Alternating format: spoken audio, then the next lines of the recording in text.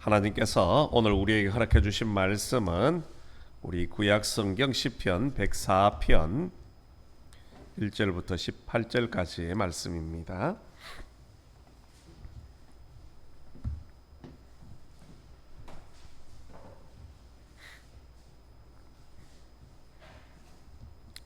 시편 104편 1절부터 18절까지의 말씀은 제가 가지고 있는 구약성경 877면에 있습니다.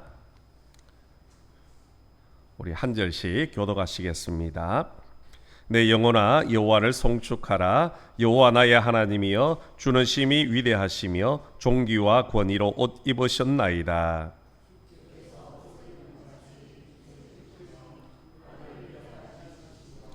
물에 자기 누각에 들보를 얹으시며 구름으로 자기 수레를 삼으시고 바람 날개로 다니시며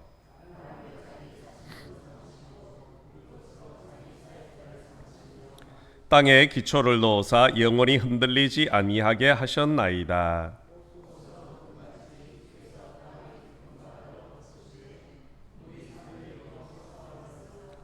주께서 꾸짖으시니 물은 도망하며 주의 우레소리로 말미암아 빨리 가며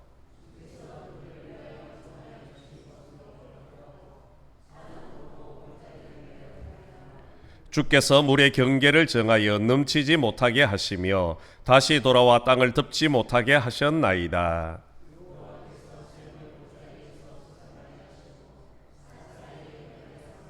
각종 들짐승에게 마시게 하시니 들나귀들도 해갈하며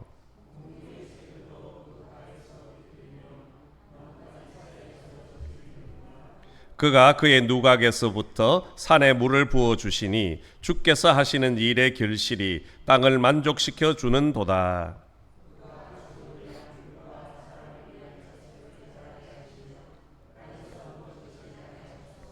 사람의 마음을 기쁘게 하는 포도주와 사람의 얼굴을 윤택하게 하는 기름과 사람의 마음을 힘있게 하는 양식을 주셨도다.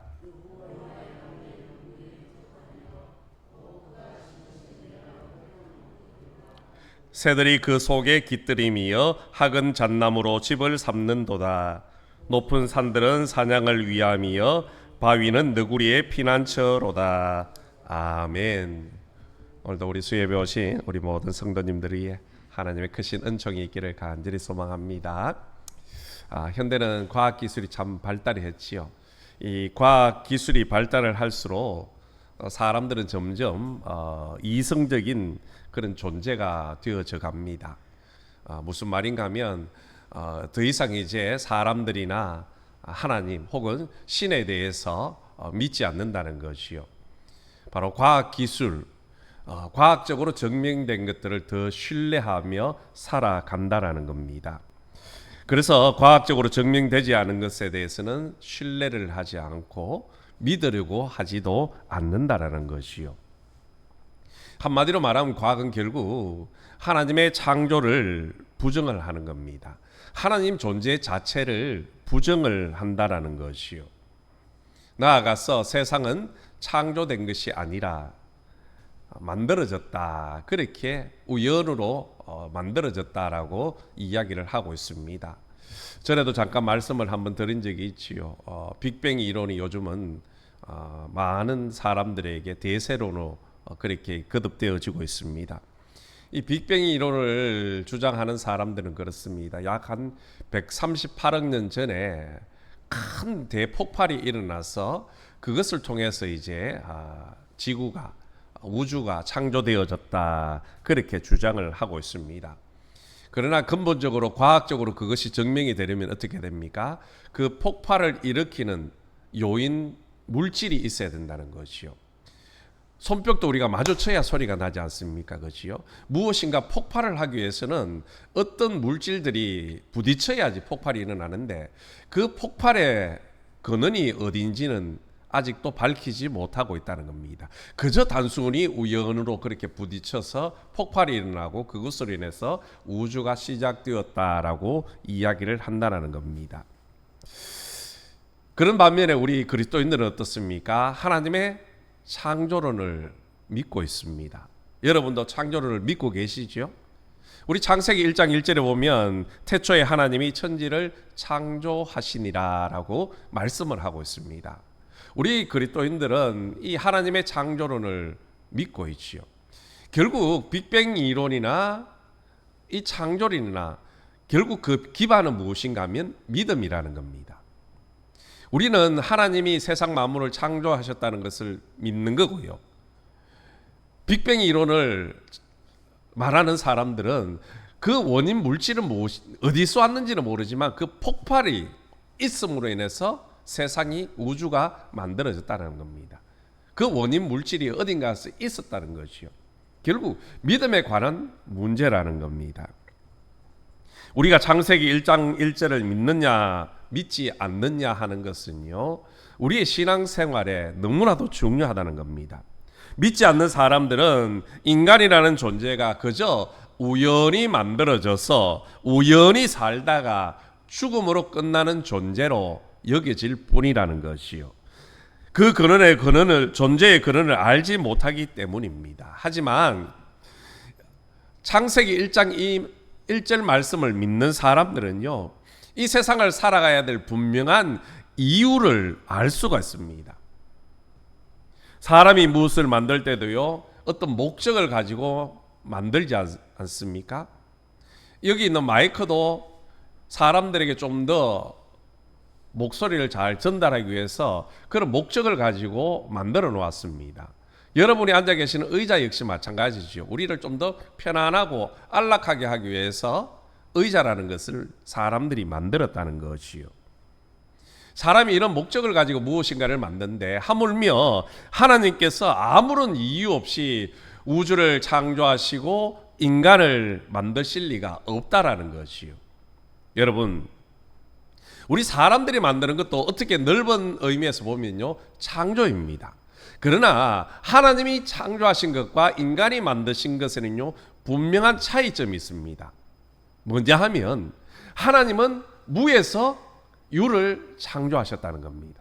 아무것도 없는 상태에서 우주를 만드시고 지구를 만드시고 우리 인간을 만드셨다는 것이요. 그런 반면에 인간은 있는 것을 가지고 있는 것을 만드는 겁니다. 새로운 것을 만드는 것이요. 인간은 없는 것을 가지고 무엇인가를 만들 수 있는 존재가 아니라는 겁니다. 인간은 도자기를 빚어도요, 흙이 있어야지 도자기를 빚을 수 있는 것 아닙니까? 그것이요. 그러나 하나님께서는 그런 흙이 없더라도 말씀으로 세상을 창조하셨다는 겁니다. 이것이 분명한 차이점이라는 것이요. 그렇기 때문에 세상에는 하나님 없이 존재하는 것은 있을 수가 없습니다. 하나님이 창조하셨기 때문에 존재하는 것이고, 또 우리는 그 존재하고 있는 것을 가지고 새로운 것들을, 우리의 삶에 필요한 것들을, 유용한 것들을 만들 뿐이라는 것이요. 오늘 시편 기자는 바로 하나님이 온 세상을 창조하신 위대하신 하나님이심을 선포하고 있는 내용입니다. 오늘 말씀을 통해서 하나님이 어떤 분이신지를 우리가 다시 한 번 더 깨닫고 창조주의 하나님, 우리의 주인 되시는 하나님을 날마다 찬양하는 저와 여러분의 삶이 되기를 간절히 소망합니다. 하나님은요, 제일 먼저 땅에 기초를 놓으신 분이라 그렇게 오늘 시편 기자는 우리에게 가르쳐 주고 있습니다. 5절 말씀에 땅에 기초를 놓으사 영원히 흔들리지 아니하게 하셨나이다. 아멘. 하나님께서 땅에 기초를 놓아서 이 거대한 땅이 흔들리지 않도록 하나님께서 붙들고 계신다는 겁니다. 여러분, 이 지구라는 것을 우리가 보면요, 겉으로 보기에는 딱딱한 것 같지요. 우리가 밟고 있는 뭐 흙이 있고 또 산에 올라가면 뭐 바위도 있고 하니까 딱딱한 것 같습니다. 그러나 표면은 그렇게 고체처럼 딱딱하지만 그 내부는요, 액체로 되어 있는 겁니다. 다시 말해서 이 거대한 지구가요, 물 위에 둥둥 떠 있는 것과 마찬가지라는 겁니다. 그럼에도 불구하고 흔들리지 않는다는 것이요. 여러분, 이 지구 자체가 우주에다가 보면요 어떻습니까? 허공에 매달려 있습니다. 그죠? 끈으로 묶어 놓은 것도 아닌데 허공에 그렇게 둥실하게 떠 있습니다. 그것뿐만이 아니라 지구가 약 23도 정도 기울어져 있다는 것이요. 그럼에도 불구하고 흔들리지도 않고 떨어지지도 않습니다. 이것뿐입니까? 우리는 몸으로 잘 못 느끼지만요, 이 지구가요 엄청난 속력으로 자전을 하고 공전을 하고 있다라는 겁니다. 만약 우리 인간들이 이 자전을 하는 것, 공전을 하는 것을 몸으로 다 느끼면요, 아무도 살 수가 없습니다. 여러분, 우리가 멀미를 하는 분들이 있지요. 자동차를 타도 멀미하시는 분이 있고 배를 타도 멀미하시는 분이 있는데요. 배멀리를 한번 생각해 보십시오. 파도가 출렁출렁 일렁이는 데 있으면요, 배멀미한 사람은요 정신이 하나도 없습니다. 마치 죽을 것 같지요. 근데요, 지구는 그보다 더 빠른 속력으로 회전을 하고 있다라는 겁니다. 그것을 우리가 온몸으로 느끼면요, 사람은 다 죽는 겁니다. 그리고 그 스피드의 소리를 들으면요, 사람의 청력은요 다 사라질 수밖에 없다라는 것이요. 그럼에도 불구하고 하나님께서는 그 땅의 기초를 든든히 세워주셨어요. 결코 흔들리지 않게 만들어 주셨다는 겁니다. 하나님의 그 은혜 때문에 우리가 안전하게 살 수 있다는 것이요. 이뿐만이 아닙니다. 하나님께서는 땅만 흔들리지 않게 붙잡아 주시는 것이 아니라 우리 성도들의 삶 역시 흔들리지 않도록 굳건하게 붙잡아 주신다는 겁니다. 시편 3편 5절에 보면 내가 누워 자고 깨었으니 여호와께서 나를 붙드심이로다라고 고백을 하고 있습니다. 하나님께서 나를 붙들어 주셨기 때문에 내가 저녁에 누워 잠을 자고 아침에 다시 새날을 맞이할 수 있게 되어졌다는 것이요. 또 시편 55편 22절에서는 내 짐을 여호와께 맡기라. 그가 너를 붙드시고 의인의 요동함을 영원히 허락하지 아니하시리로다라고 말씀을 하고 있습니다. 그렇습니다. 하나님은요, 하나님을 의지하는 사람을 흔들리지 않도록 굳건하게 붙들어 주시는 겁니다. 하나님은 우리의 반석이시고 우리의 삶의 기초가 되어 주시기 때문에 당신의 백성들이 흔들리며 넘어지기를 원치 않으신다는 겁니다. 그래서 하나님을 의지하는 사람들은 아무리 큰 어려움을 만나도요, 영원히 흔들리거나 실족하지 않더라는 겁니다. 요즘 우리나라에도 이제는 점점 지진이 많이 발생을 하고 있습니다. 지진이나 또 화산 활동을 하면 어떻습니까? 지표면이 그냥 요동을 치는 겁니다. 땅이 막 요동을 치고 들썩이지 않습니까? 그럼에도 불구하고 그 지진이, 화산 활동이 계속되지는 않았습니다. 어느 정도 지나면 안정화되어지지요. 그리고 중요한 사실은 아무리 큰 지진이나 화산 활동이 일어난다 해도요, 지구 자체가 흔들리는 법은 없습니다. 그렇죠? 경주에서 지진이 났을 때 경주 그 지역만 흔들렸지, 좀 더 넓게는 대구까지 흔들렸지, 지구 자체가 흔들린 일은 없다라는 겁니다. 화산 폭발도 마찬가지입니다. 화산이 분화하고 폭발하면 그 지역은요 흔들리고 요동치지만은 지구 자체는요 절대로 흔들리지 않고 제자리를 유지하고 있다라는 것이요. 이와 마찬가지로 우리의 성도의 삶도 마찬가지입니다. 우리의 삶도 종종 시련에 닥쳐서 요동치는 일은 있을 수 있습니다. 그러나 하나님의 반석 위에 서 있고 하나님께서 친히 붙잡아주는 그 자녀들은요 결코 흔들리지 않는다는 겁니다. 잠깐 요동칠 수는 있지만 넘어지거나 무너지지는 않는다라는 것이요. 그러므로 오늘 우리 삶 속에 그런 시련이 온다 할지라도 두려워하지 마십시오. 하나님이 나를 붙들고 계심을 믿고 그 시련을 이겨내시기를 간절히 소망합니다. 하나님은 바로 땅에 기초를 놓으시며 세상을 안전하게 붙들고 계십니다. 저와 여러분의 삶도 안전하게 붙들고 계심을 믿으며 살아가시기를 주님의 이름으로 간절히 소망합니다. 두 번째로 하나님은요, 물의 경계를 정하신 분이라고 오늘 시편 기자는 우리에게 말씀을 합니다. 9절 말씀에 주께서 물의 경계를 정하여 넘치지 못하게 하시며 다시 돌아와 땅을 덮지 못하게 하셨나이다. 아멘. 이 말씀은 하나님께서 물과 땅이 서로 경계를 이루고 갈라지게 만드셨다는 겁니다. 이것이 첫 번째 의미고요.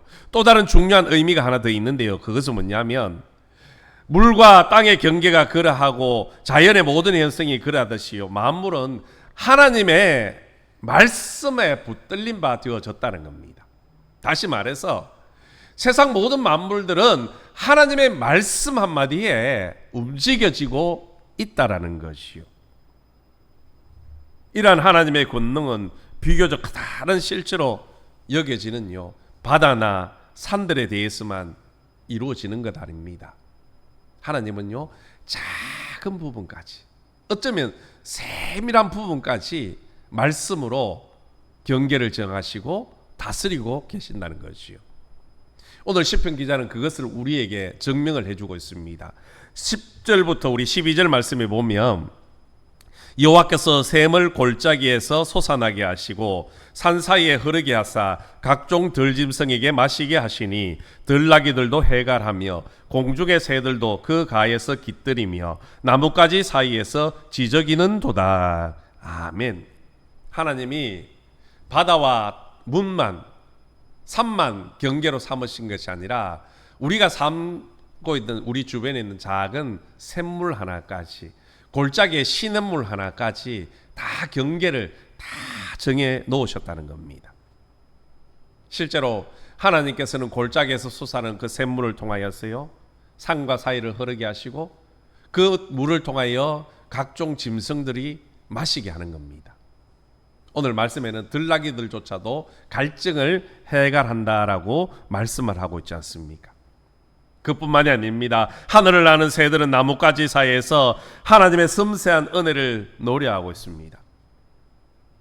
결국 하나님의 은혜가, 하나님의 다스림이 온 세상 만물에 다 임하고 있다라는 것이요. 하나님은 큰 덩치만 움직이시는 것이 아니라 아주 작은 것까지 모든 것을 다스리시고 지키시고 가꾸시는 분임을 말씀을 하고 있습니다. 그래서 히브리서 기자는 히브리서 1장 3절에서 그의 능력의 말씀으로 만물을 붙드시며 라고 고백을 하는 겁니다. 하나님은 말씀으로 세상 만물을 굳건하게 붙들고 계신다는 것이요. 이 세상에 하나님의 말씀의 영향력에서 벗어나 있는 존재는 아무것도 없다라는 겁니다. 그렇습니다.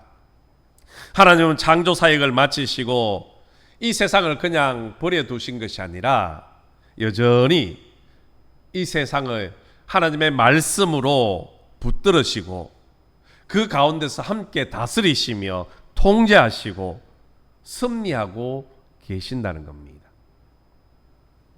하나님은 지금도 광대한 우주 만물을 다스리고 계십니다. 우주만 다스리는 것이 아니라 우리가 살고 있는 이 지구, 또한 우리가 가까이 있는 산과 바다, 작은 시냇물 하나까지, 심지어 하늘을 나는 새들조차, 들에 있는 들풀조차 하나님께서 다 가꾸시고 기르시고 다스리신다는 겁니다.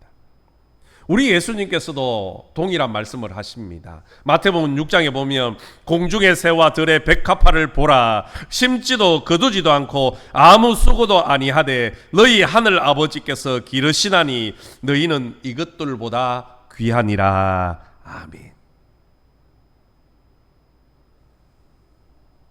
하나님의 이 말씀, 우리에게는 너무나도 위로가 되고 힘이 되는 말씀입니다.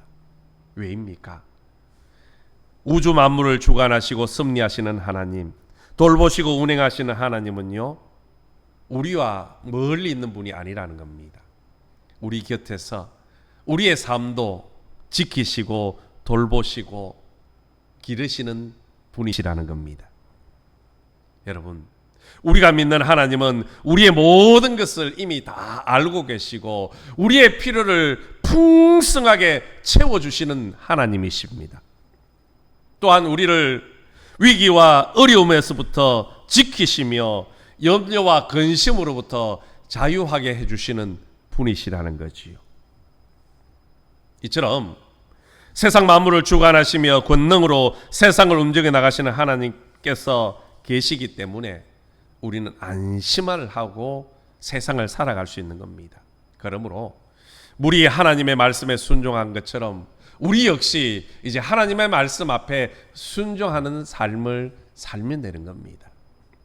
우리가 말씀에 순종하면요, 우리의 삶은 늘 형통의 길로 축복의 삶을 살 수 있기 때문이라는 것이요. 물의 경계를 정하셨던 그 하나님이 오늘 우리 삶 가운데 함께하고 계십니다. 세상 만물이 하나님의 말씀 앞에 순종하듯이 저와 여러분도 하나님의 말씀 앞에 순종하는 삶을 살아서 늘 하나님의 축복이 머무는 삶, 하나님의 은혜가 머무는 삶이 되기를 간절히 소망합니다. 세 번째로 하나님께서는요, 우리에게 기쁨을 주시는 분이십니다. 오늘 본문 13절부터 15절 말씀에 보면 그가 그의 누각에서부터 산에 물을 부어 주시니 주께서 하시는 일의 결실이 땅을 만족시켜 주는도다. 그가 가축을 위한 풀과 사람을 위한 채소를 자라게 하시며 땅에서 먹을 것이 나게 하셔서 사람의 마음을 기쁘게 하는 포도주와 사람의 얼굴을 윤택하게 하는 기름과 사람의 마음을 힘있게 하는 양식을 주셨도다. 아멘. 여기 13절에 나오는 누각이라는 말은요, 하늘을 의미하는 겁니다. 하나님께서는 하늘에서 비를 내리셔서 땅을 풍요롭게 만들어 주신다는 겁니다. 모든 산천 초목이 생장하도록 만들어 주신다는 것이요. 궁극적으로 결국 하나님의 은혜로 모든 것이 자라나게 되어진다는 것이요. 그래서 오늘 시인은 주께서 하시는 일의 결실이 땅을 만족시켜 주신다라고 고백을 하는 겁니다. 그러면서 동시에 하나님께서는 단순히 무언가를 주시는 대로 그것으로 끝이 나는 것이 아니라 결과적으로 풍족하게 될 때까지 사람들이 만족하고 기뻐하실 수 있도록 채워주신다는 겁니다. 하나님의 은혜는요, 결실이 보장된 은혜입니다. 하나님은 만족할 때까지 끊임없이 베풀어 주시는 하나님이십니다. 그래서 사람들은요, 그 하나님의 은혜로 날마다 기뻐하며 살 수 있다는 것이요. 여러분, 우리 하나님은 사람에게 먼저 기쁨을 주시는 분이십니다. 사람들이 기뻐하지 않을 수 없는 것들로 풍성하게 채워주신다는 것이죠. 하나님은 사람의 만족과 기쁨과 행복을 위해서 오늘 말씀해 보니까 포도주를 주고 기름을 주고 양식을 주십니다. 여러분, 가만히 한번 생각해 보십시오. 오늘 현재 우리가 누리는 것 어디로부터 비롯된 것입니까? 어떤 분들은 내가 수고하고 노력했기 때문에 나의 힘이다라고 이야기할 수 있습니다. 물론 틀린 말은 아닙니다. 그러나 우리의 수고가 다 결실을 맺는 것은 아니라는 것이요. 아무리 수고하고 노력해도요, 결실을 맺지 못할 때가 많이 있습니다. 농부를 한번 생각해 보십시오. 농부가 아무리 씨를 뿌리고요, 김을 메고 수고하고 노력해도요, 하늘로부터 비를 내려주시지 않으면, 또한 하나님께서 구름으로 태양을 가리셔서 그 빛을 비추어 주시지 않으면 결국 농부의 수고는요, 허사가 되어지는 겁니다. 여러분, 아무리 과학이 발달해도요, 하늘로부터 비 내리게 할 수 없습니다.